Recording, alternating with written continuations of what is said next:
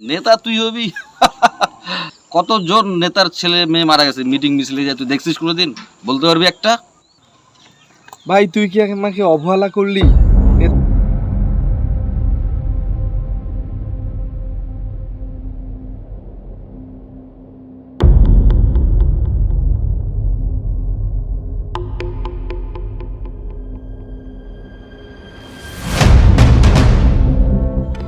ভাই আমার কিছু টাকা লাগবে।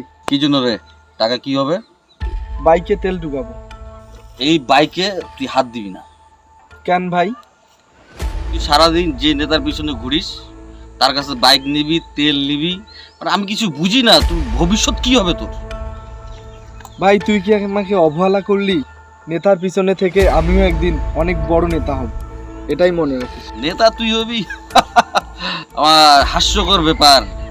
নেতার পিছনে থাকে, দেখছিলি কোনোদিন যে নেতার পিছনে নেতার ছেলে, নেতার মেয়েরা ছিল কোনোদিন? দেখছিস মিটিং মিছিলে, মারামারিতে? কতজন নেতার ছেলে মেয়ে মারা গেছে মিটিং মিছিলে, যে তুই দেখছিস কোনোদিন? বলতে পারবি একটা? তোরা নেতা দেখ যে ওদের ছেলে মেয়ে ভালো ভালো জায়গায় যায়, প্রতিষ্ঠিত হয়েছে, পরবর্তীতে দেখবি যে ওদের ছেলে মেয়ে যে বড় বড় নেতা হয়েছে, এরাই তো নেতা হবে।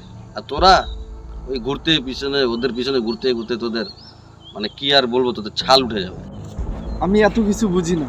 আমার ভবিষ্যৎ আছে, আমার বড় বড় নেতাদের সঙ্গে লিঙ্ক আছে। এখনই 2-4 জন দেখলে আমাকে ভাই ভাই বলে ডাকে।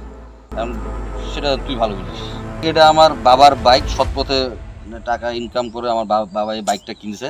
এই বাইকে আমি হাত দিতে দেবো? আমি চাই না যে আমার বাপের সৎ টাকার বাইক, এই সৎ টাকার বাইক অসৎ পথে এই বাইকের চাকা চলুক, এটা আমি চাই না।